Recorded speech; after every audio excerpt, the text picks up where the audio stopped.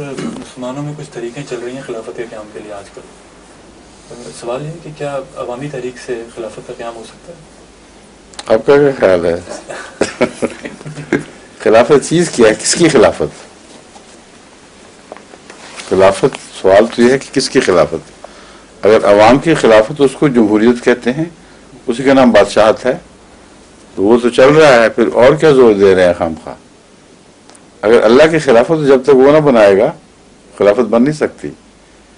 اور اللہ اپنا خلیفہ خود بناتا ہے.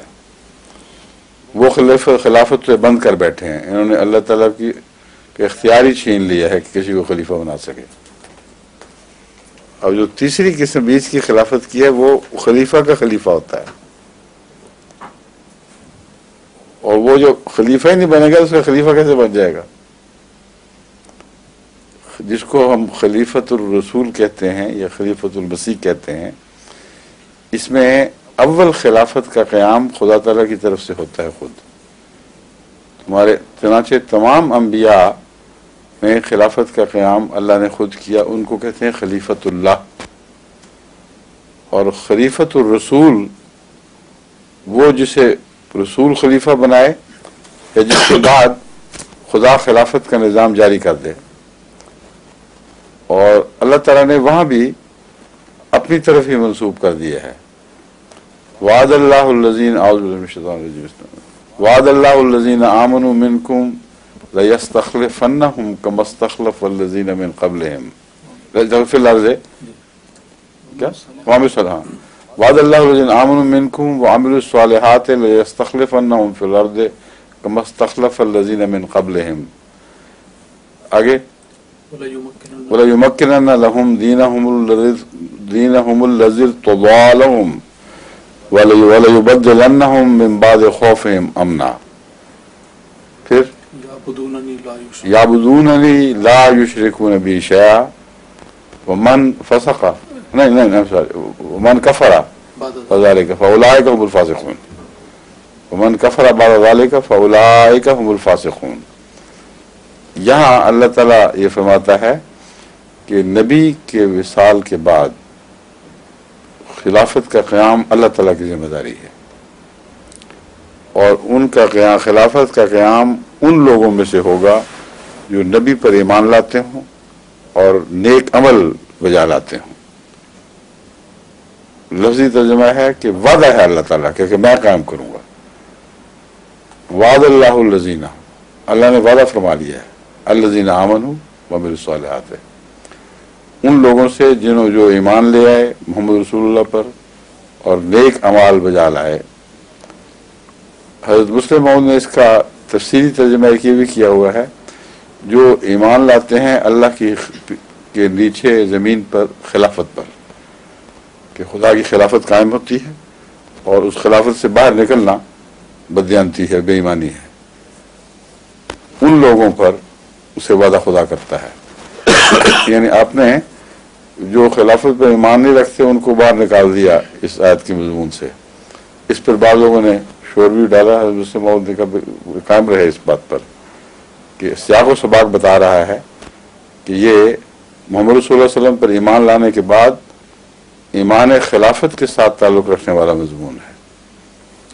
مگر یہ تو الگ بحث ہے، جو غیر احمدی علماء جو بات اٹھا رہے ہیں ان کے لیے صرف اتنا ہی مسلمہ ترجمہ کافی ہے کہ یقیناً وہ لوگ جنہوں نے جو ایمان لائے یعنی محمد رسول اللہ علیہ وسلم پر اور نیک اعمال بجا لائے، اللہ ان سے وعدہ کرتا ہے لَيَسْتَخْلِفَنَّهُمْ، وہ ضرور ان کو زمین میں اپنا خلیفہ بنائے گا، یعنی ساری قوم کو، وہ لوگ جو نیک اعمال بجا لانے والے ہیں. کیسے بنائے گا سب کو خلیفہ؟ کہ ہر ایک اٹھ کے خلیفہ ہونے کا دعویٰ کر دے گا، نعیم شاہ صاحب کہہ دیا آؤ میں بھی خلیفہ ہوں، فلاں بھی خلیفہ، فلاں بھی خلیفہ. اس طرح نہیں فرمایا کما استخلف الذین من قبلہم، پہلے بھی تو لوگوں کو خلیفہ بنایا تھا. ان کی مثال دیکھو، جب موسیٰ کو خلیفہ بنایا، اس کے بعد جو خلیفہ بنا، پھر اس کے بعد خلفاء بنے، ابراہیم علیہ السلام کے بعد خلفاء بنے. وہ ساری قوم نے تو نہیں دعویٰ کیا تھا کہ ہم خلیفہ ہیں. ساری قوم خدا کی نمائندہ ہو تو ان کا خلیفہ خدا کا خلیفہ کہلا سکتا ہے، ورنہ نہیں. بہت ہی خوبصورت مضمون اٹھایا ہے کہ تم سب کو نیک بننا پڑے گا خدا سے خلافت کا انعام پانے کی خاطر. تم سب کو ایمان پر قائم رہنا ہوگا, تم سب کو نیک اعمال بجا لانے ہوں گے, ورنہ فاسقوں کو اللہ خلافت عطا نہیں کیا کرتا. اس لیے یہ شرط ہے کہ تم اس پر قائم رہو. خدا وعدہ کرتا ہے کہ وہ بنائے گا, تمہیں خلیفہ بنائے گا, یعنی تمہیں اپنا نمائندہ اس دنیا میں بنا دے گا. وہ نمائندگی کس طرح عطا ہوگی تمہیں؟ تمہارے اندر ایک خلافت کا نظام قائم کرے گا. یہ مضمون ہے. اس میں کہاں جمہوریت کا ذکر آیا کہیں؟ اور پھر وہ خلافت اللہ نے عطا فرما دی تھی. حضرت محمد رسول اللہ صلی اللہ علیہ وآلہ وسلم کے بعد وہ خلافت جاری ہوئی. اس کے بعد جب اس خلافت کی بے حرمتی ہوئی, اس سے منہ موڑا گیا, تو خلافت کا رنگ بدل دیا. وعدہ تو خدا نے پورا کیا مگر ایک اور رنگ میں. قومی وحدت قائم نہ رہی, کیونکہ اسی آیت میں آگے کچھ خلافت کے ساتھ شرطیں وابستہ تھیں. یمکنن لہم دینہم الذی ارتضی لہم ولیبدلنہم من بعد خوفہم امنا. وہ خلافت جو خدا کی طرف سے عطا ہوتی ہے, اس کی پہچان یہ ہے کہ دین کو تمکنت ملتی چلی جاتی ہے اور ترقی پر ترقی کرتا چلا جاتا ہے, اور ہر خوف امن میں بدلتا ہے, نہ کہ ہر امن خوف میں بدلتا ہے. یہ پہچان ہے. جب خلافت راشدہ کے بعد ہر امن خوف میں بدلنے لگا, تو بعد میں جو خلافتیں آئی ہیں ان کو خلافت راشدہ نہیں کہا جا سکتا. پھر اگر حکومت کو خلافت کہہ دو صرف, تو اللہ تعالیٰ نے ملوکیت کا وعدہ تو الگ فرمایا ہوا ہے, ملوکیت کی بات ہی الگ کی ہوئی ہے. وہ ملوکیت تھی, اور اس کو خلافت اس لیے نہیں کہا جا سکتا کہ بیک وقت دو خلیفہ نہیں ہو سکتے. اور حضرت علی اگر خلیفہ تھے تو روحانی طور پر معاویہ خلیفہ نہیں تھے. بادشاہ تو کہلا سکتے ہیں, ایک مسلمان ملک کے مسلمان بادشاہ, لیکن خلیفت اللہ ان کو نہیں کہا جا سکتا. خلیفت الرسول ان معنوں میں نہیں کہا جا سکتا, کیونکہ خلافت منقسم نہیں ہوتی.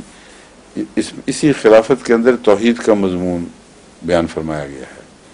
یعبدوننی لا یشرکون بی شیئا. اگر تم خلافت سے وابستہ ہوگے, یہ لوگ وابستہ ہو جائیں گے جن کا ذکر ہے, تو اس کی نشانی یہ ہے کہ وہ میری صرف عبادت کریں گے اور میرا کوئی شریک نہیں ٹھہرائیں گے. تو وہ قوم جو خدا کی توحید پر قائم ہو اور شریک نہ ٹھہرائے, وہ قوم اکٹھی ہوا کرتی ہے. جس طرح محمد رسول اللہ صلی اللہ علیہ وسلم کے زمانے میں ایک قوم تھی, ایک ہاتھ پر جمع تھی. حضرت اقدس محمد رسول اللہ نے جس حال میں اسلام کو چھوڑا تھا, ایک ہاتھ پر اکٹھا ہوا ہوا, ایک مٹھی کی طرح یوں. وہی ہے توحید کا دنیا میں اظہار. یعنی دنیا میں توحید کا منظر جو ظاہر ہوتا ہے, وہ روحانی توحید کے نتیجے میں اس کی برکت سے عطا ہوتا ہے.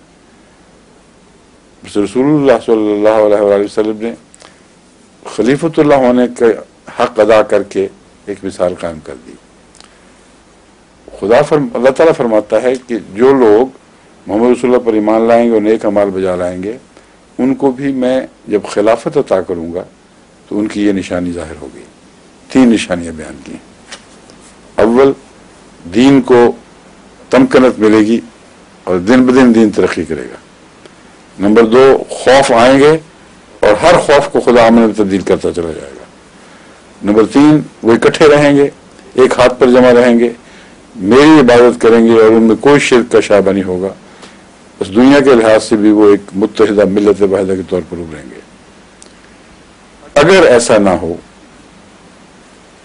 فَإِن كَفَرَ وَمَنْ كَفَرَ بَعْدَ ذَلِكَ, اس کے باوجود پھر جو کفر کرے گا, فَأُولَٰئِكَ هُمُ الْفَاسِقُونَ, بس یہ لوگ ہیں جو فاسق ہیں. حضرت مسلم موعود کے ترجمے میں کو اس لیے بات تقویت دیتی ہے کہ آمنو کا آغاز تو بہت رسول اللہ صلی اللہ علیہ وسلم پر ہے, مگر اس میں اس آیت کے آغاز میں ایمان بالخلافت ضرور پیش نظر ہے. کیونکہ جو کفر کرتا ہے اس کے بعد وہاں مومنوں کے اندر اندرونی کفر آ گیا ہے. وہ کس چیز کا کفر کرتا ہے؟ رسول اللہ علیہ وسلم کا. اگر رسول اللہ علیہ وسلم کو کفر کرے تو اسلام سے باہر نکل جاتا ہے.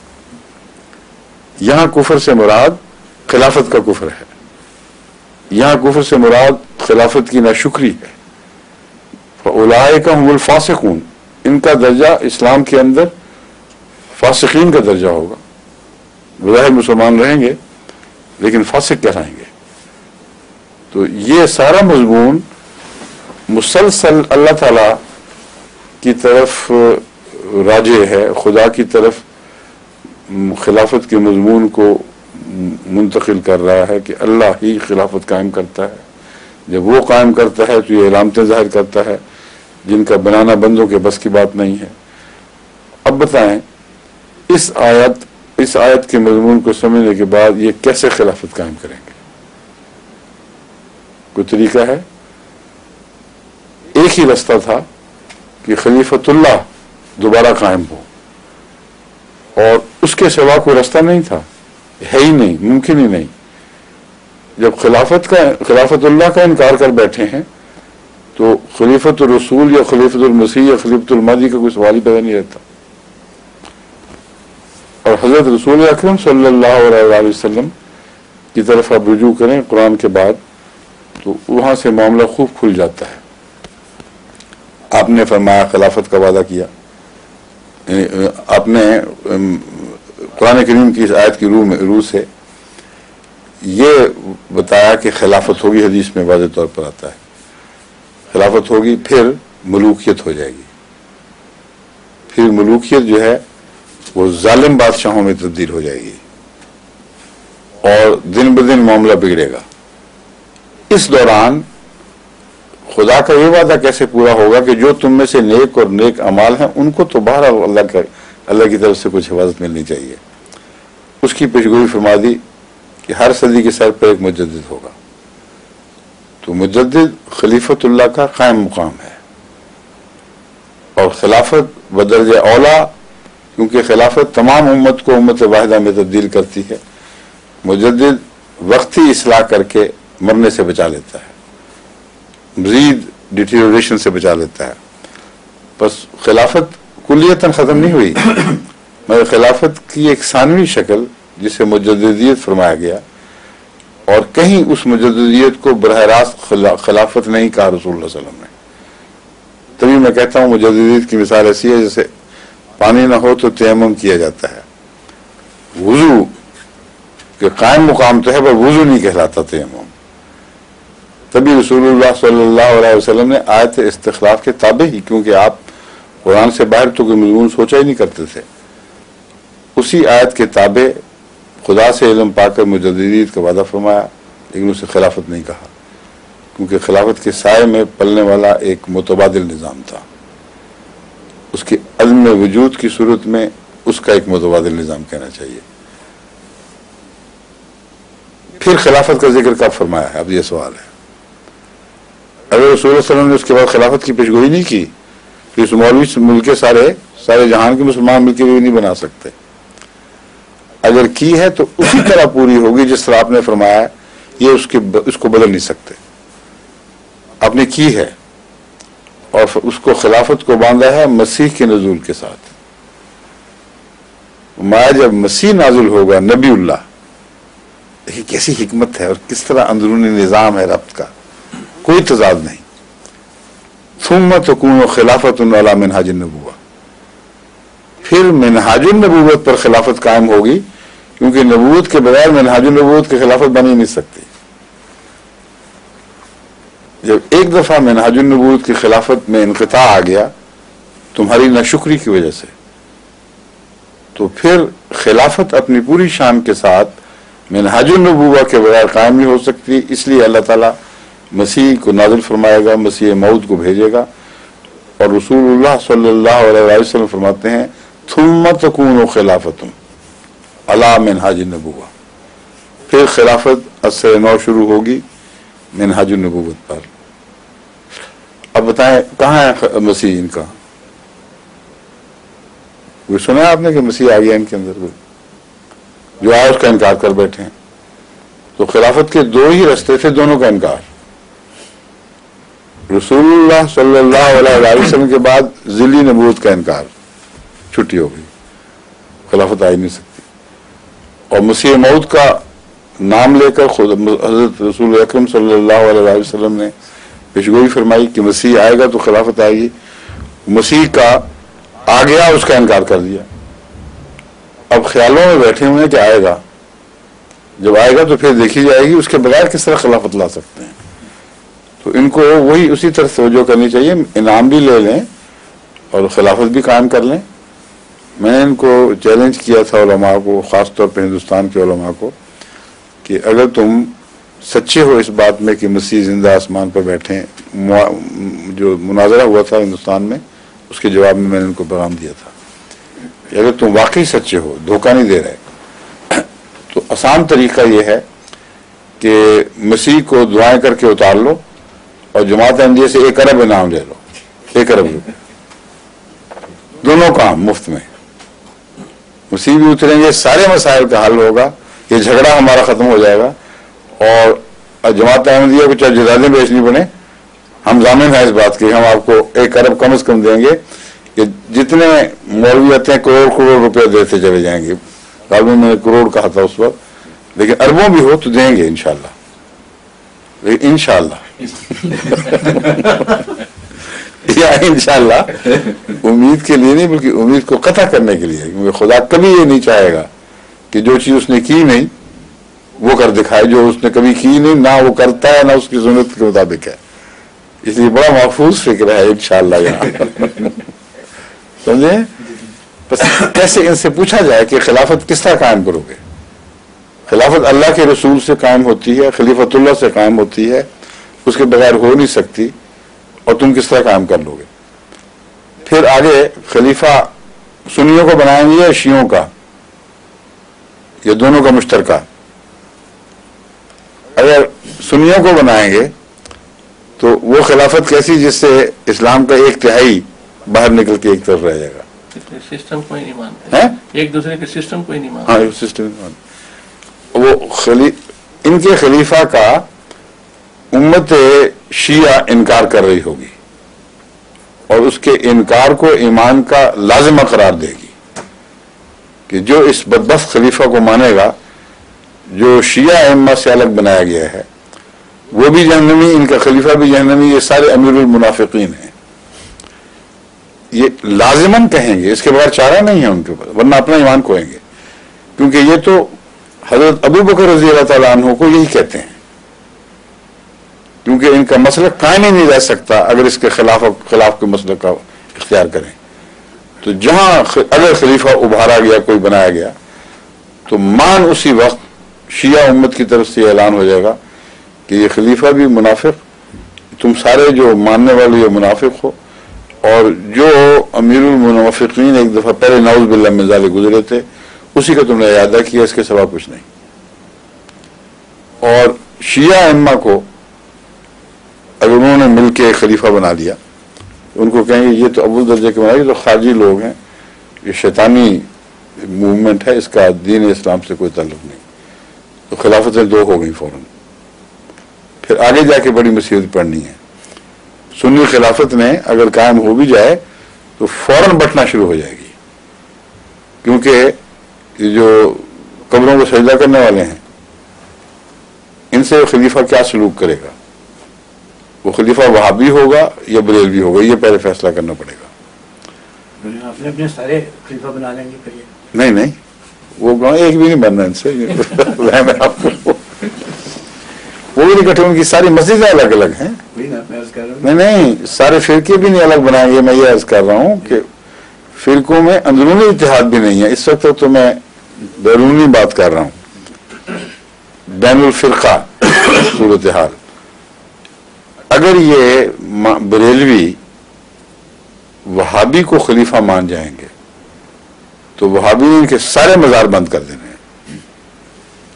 داتا دربار رہے گا، نہ کوئی اور دربار رہے گا، کوڑے پڑیں گے ان کو اگر وہ مسجد کسی مزار کے پاس دعا کے لیے جائیں گے. ساری جو ٹلیاں لٹکائی ہوتی ہیں، جھنڈیاں لی رہے لکھا رہے، सब दरख्त साफ कर दिए जाएंगे और कोई पीर नहीं होगा जो नजर से ठीक करे या बच्चा दे या कोई और बरकतें अता करे इनको। और फिर हज़रत गुलाम कादिर जिलानी, उनका सिलसिला सारा बंद कर दिया जाएगा। फजूल फर्जी कहानियां तो बना रहे हो, शरीक ठहरा है खुदा के। तो ये सब सोच कर इनको फैसला करना पड़ेगा कि खलीफा वहाबी मानना है कि नहीं। और अगर ये हो जाए इनका खलीफा बन गया बरेलियों का, तो उसने खाना काबा के गिर्द फिर वही बुतगर्दी शुरू कर देनी है, वही परस्तिश, रसूलुल्लाह सल्लल्लाहु अलैहि वसल्लम की कब्र को सजदे होंगे, वहाँ ये दरवेश नाचेंगे, आके चिमटे बजाएंगे, ये हाल वहां कर देंगे। तो ये हाल होना तो होना या यहाँ होगा या वहां होगा। अब बताएं ये खलीफा किसको बनाएंगे, किस मसलक के आदमी को? नूरानी साहब को बनाएंगे या इनमें से कोई चुनेंगे मौलवी? क्या ख्याल है आपका? अल्हम्दुलिल्लाह जी, हमें तो अल्लाह ताला ने खिलाफत दे दी है, मुझे वक्त की फिक्र नहीं है। क्यों नहीं फिक्र? बस बोलो ना, अगर आपको मुझे फिक्र है आपको क्यों फिक्र नहीं? इसका मतलब आपको खिलाफत की कदर नहीं है। इसलिए तो कर रहा हूँ, बहुत कदर है। कि बाकियों की फिक्र क्यों नहीं कहा? मुझे नहीं, ये आपका जो मसलक है बिल्कुल गलत है। इसका मतलब है आप पहचानते नहीं खिलाफत का मकसद। खलीफतुल्लाह का खलीफा होता है, अपनी जात में तो बन ही नहीं सकता कोई। और रसूलुल्लाह सल्लल्लाहु अलैहि वसल्लम को सारी दुनिया की फिक्र थी, जो मुखालिफ थे उनकी भी फिक्र थी, जो अजाब पहुंचाते थे उनकी भी फिक्र थी। इसलिए आइंदा से तौबा को ये फिक्र भी कहना कभी। हाँ जी, तभी आप जरा काम नहीं करते तबलीग शबलीग का, फिक्र ही कोई नहीं। मजे से घर बैठे हो। अच्छा जी, और अगला सवाल क्यों नहीं समझ आ गई जो आपकी? ये सवाल ही कोई नहीं, जो बार बार कोशिशें कर बैठे हैं, पहले भी कर चुके हैं। एक दफा खिलाफत मूवमेंट चली थी इनकी, और हिंदुस्तान में और सब जगह खिलाफत मूवमेंट, और उसके लिए बड़ा जोश पाया जाता था। हजरत मुस्लिम मऊद ने उनको कहा कि खुदा का खौफ करो, अकल करो, ये तुम्हारी खिलाफत मूवमेंट जो है ये बिल्कुल बेमानी है, कभी इस तरह खलीफा नहीं बना करते। और जिस टर्की के अमीर को तुम अपना खलीफा बनाना चाहते हो उसको कोई दिलचस्पी नहीं है तुम्हारी खिलाफत में। और खिलाफत की तायीद करने वाले पता कौन थे? कुछ पता है आपको? याद है कुछ? खाकसार नहीं, महात्मा गांधी, पंडित नेहरू, ये खिलाफत मूवमेंट इनकी चला रहे थे। और लाहौर में बहुत बड़ा खिलाफत मूवमेंट का एक जलसा हुआ। मौलाना शौकत अली ने, मौलाना क्या नाम था और दूसरे, मोहम्मद अली जौहर, मोहम्मद अली जौहर, उन्होंने आके तकरीरें की। और फिर महात्मा गांधी ने वहां तकरीर की और सारा मजमा एक्साइट हो गया। और बल्ले बल्ले भी महात्मा गांधी के, देखो कहां से ये खिलाफत मूवमेंट की तायीद में आया है। और मूवमेंट ये थी, इनको हिंदू पागल बुला रहा था। उनको कहता था कि खिलाफत अगर करनी है तो इस जलील मुल्क को छोड़ो और मुसलमानों वाले की तरफ हिजरत कर जाओ। ये खिलाफत मूवमेंट थी। दूसरे बाबू ने रोका और क्या तुम्हें कंगाल कर देंगे, पागल बना रहे हैं, खुदा के वास्ते होश करो, इस तरह खिलाफतें नहीं मिला करती। जायदादें औने पौने बेची और हिंदुओं ने खरीदी सारी जायदादें इनकी। जो मददगार जो थे खिलाफत मूवमेंट, बड़ी कुर्बानियां की उन्होंने इनके लिए। जो 1 करोड़ की जायदाद थी, हिंदुओं ने कुर्बानी करते हुए लाख में खरीद दी। और इनको कह निकलो अभी हमारे मुल्क से। और ये सारे अफगानिस्तान पहुंच गए, वो पहले भूखा मुल्क। वहां उनसे वो सलूक किया अफगान, दिमाग खराब है यार, क्या करोगे तुम यार, तुम निकलो भागो यहाँ से। मार मार के उनको भगा दिया वापस हिंदुस्तान की तरफ। भूखे नंगे, कुछ खाने को नहीं था, कोई सब कुछ बिक चुका था। ये मौलवियों के और उनके हमनवाओं के काफिले खिलाफत मूवमेंट के वापस आए। और उस वक्त फिर उनको होश आई कि ये क्या हो रहा था हमारे साथ। और गांधी जी का मशहूर फिक्रा इसने लिखा था इनकलाब ने, फर्ज को वो फर्ज कहते थे गांधी जी। तो उन्होंने कहा कि देखो इस वक्त मौका है कि तुम हम अपना फर्ज बजाते तो अपना फर्ज बजाओ बजा लाओगी बजाय। तो वो जो इनकलाब का लीडर था बड़ा मजाहिया था, उसने कहा कि ये खिलाफत का पैगाम मिला है गांधी जी की तरफ से उम्मत मुस्लिमा को। ये की खिलाफत मूवमेंट थी। और वहां जब पहुंचे तो अतातुर्क तो जिंदा नहीं था, खैर जिंदा था उस वक्त नहीं, ये 22 की बात है, सन 1922-23 में यह वाक़या हुआ, 22 के गालबन। तो तुर्की में जो भी थी हुकूमत उन्होंने निकाल दिया सबको, मौलवियों को हमें कोई दिलचस्पी नहीं है। और फिर उनकी खिलाफत कायम कैसे करते? अरबों ने तो खुद, सऊदियों ने और ये जो हिजाज के इलाके के बदू थे उन्होंने तो हुकूमत तोड़ी थी इनकी।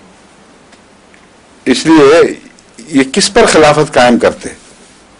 बराह रास्त हिंदुस्तान पर, जहां अंग्रेजों की हुकूमत थी, जिन्होंने इनको बिल आखिर मुसलमानों से बगावत करवा के इनको महदूद कर दिया अपने इलाके में, और बहुत बुरा हाल था टर्की का उस वक्त। तो खिलाफत किसी माने में भी कायम हो ही नहीं सकती थी। चुनांचे वो वहां से मायूस होकर वापस आए, फिर उन्होंने टर्की के खिलाफ लिखना शुरू कर दिया कि हम तो इतने इखलास के साथ गए थे आफर की खिलाफत। उन्होंने कहा कोड़ी की कुर्बानी, जब भागो यहाँ से, अपनी खिलाफत लेके चलते बनो।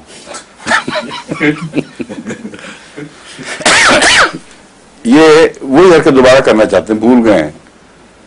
इनको याद दिलाना चाहिए हज़रत मुस्लिम मौद के जो उस वक्त के इंतबाहात हैं वो तारीखी नौयत के हैं, वो दोबारा शाया करवाने चाहिए इनमें, और यहाँ भी पढ़ के सुनाए जाएं कि देखो खिलाफत के मूवमेंट ये थी तुम्हारी, ये तुम्हें तंबीह की गई थी, कितना तुम मुखालिफ बोले थे। अहमदिया जमात के खिलाफ फसाद हो गया इस मौजू पर, जगह जगह अहमदियों को मारा गया, उनको घसीटा गया, गलियों में बहुत तकलीफें पहुंचाई कि ये खिलाफत के कायल हैं। हालांकि खिलाफत के तो वही कायल थे, उन्हीं को खिलाफत मिली हुई थी, लेकिन आखिर में फिर तौबा करनी पड़ी। ठीक है, शाह साहब फरमाइए।